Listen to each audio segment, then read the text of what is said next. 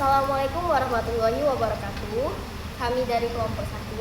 Sebelumnya perkenalkan, nama saya Winda Mutia dan teman saya Wahyu Saputra. Yaya Lestari. Di sini kami akan menjelaskan tentang tindak pidana perdagangan orang yang akan dijelaskan pertama oleh Wahyu. Tindak pidana perdagangan orang adalah salah satu bentuk kejahatan serius yang sering terjadi baik di Indonesia maupun di luar. Kejahatan ini tidak hanya merugikan secara fisik, tapi juga secara psikologis, sosial, dan ekonomi bagi korbannya. Dalam penjelasan kali ini, saya akan membahas pengertian TPPO, modus yang sering yang digunakan, faktor penyebab, contoh kasus, dan bagaimana upaya penangguhjawaban di Indonesia.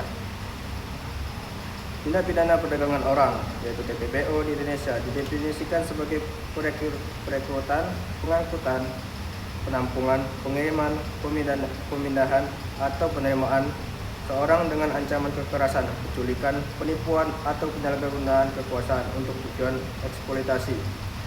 TPPO terdiri dari 3 unsur utama, yaitu proses perekrutan hingga penerimaan,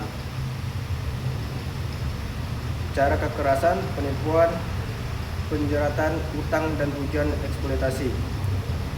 Modus umum meliputi bujuk, rayu via media sosial, iming-iming pekerjaan, atau penjualan oleh keluarga. Bentuk eksploitasi sering menargetkan perempuan, anak, dan PKL ilegal. Sanksi pidana pelaku TPPO diancam pidana penjara 3-15 tahun dan denda 120 juta sampai 600 juta. Jika menyebabkan luka berat atau kematian, pidana bisa seumur hidup dan denda hingga 5 miliar. Upaya memprovokasi TPPO tanpa kejadian pidana dihukum 1-6 tahun penjara. Sanksi kumulatif ini bertujuan memberi efek jera dengan peningkatan di KUHP baru Undang-Undang Nomor 1 Tahun 2023 yang menambahkan restitusi wajib untuk korban. Dalam hukum dan ancaman pidana, Undang-Undang 21 Tahun 2007 memiliki 9 pasal pokok TPPO. Pasal 10-18 seperti pasal 10 ayat 1 yang mengancam 3-15 tahun penjara untuk perekrutan dengan kekerasan, pelaku perorangan pidana 3-15 tahun, kelompok terorganisir hingga seumur hidup. Pasal 12, tindak pidana pendukung termasuk memasukkan orang dari Indonesia untuk diperdagangkan. Pasal 15-16, revisi RKUHP Undang-Undang 1 Tahun 2023 memperkuat dengan pasal 556-560, menyesuaikan protokol Palermo dan mewajibkan restitusi korban. Tanda-tanda TPPO. 1.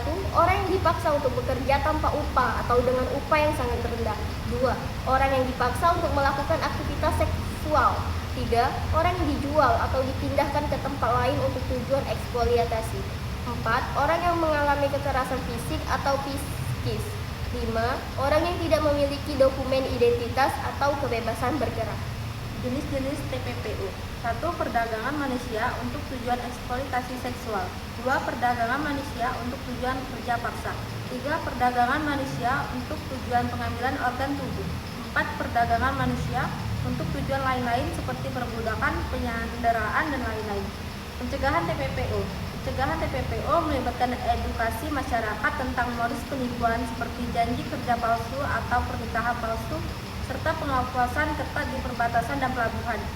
Kasus TPPO di Indonesia sering terjadi di daerah seperti Batam, Jakarta, dan Papua dengan korban utama perempuan dan anak untuk prostitusi atau pengemis. Contoh kasus TPPO prostitusi anak via Instagram Jakarta Selatan dihukum seumur hidup akibat korban meninggal.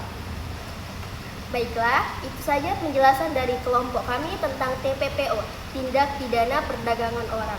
Apabila ada salah kata, kami mohon maaf, kepada Allah kami mohon ampun. Wassalamualaikum warahmatullahi wabarakatuh.